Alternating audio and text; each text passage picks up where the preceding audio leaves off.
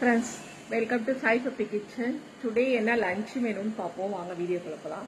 Lunch சுட சுட சாதங்க, சுட சுட சாதம், அப்புறமா உருளைக்கிழங்கு பட்டாணி போட்டு குருமா. இது சாதத்துக்குன்னே நான் இந்த குருமா பண்ணுவேன். எங்கள் வீட்டில் எல்லாருக்கும் ரொம்ப பிடிக்கும். டிஃபனுக்கும் அட்டகாசமாக இருக்குங்க.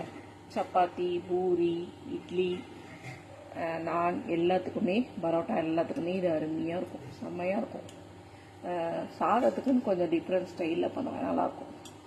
அப்புறமா கேரட், மாங்காய், வெள்ளரிக்காய், வெங்காயம்லாம் நிறைய போட்டு பச்சடி மாதிரி பண்ணியிருக்கேன். செம்மையாக இருக்கும். இது வதக்கி பண்ணணும், நல்லாயிருக்கும். தயிர் ஊற்றி சூப்பராக இருக்கும். இதுக்கும் நல்லாயிருக்கும். வத்த குழம்பு எல்லாம், காரக்குழம்பு எல்லாத்துக்குமே இது நல்லாயிருக்கும். அப்புறம் இன்ஸ்டண்ட்டாக மாங்காய் ஊறுகாய் தாளிச்சிருக்கேங்க. அப்புறம் மிளகு ரசம், காரமும். இவ்வளோதாங்க இன்னைக்கு என்னோட சிம்பிளான லஞ்சு. நாளைக்கு ஒரு சூப்பரான மெனுவில் நான் உங்களை மீட் பண்ண. ஓகே, பாய்.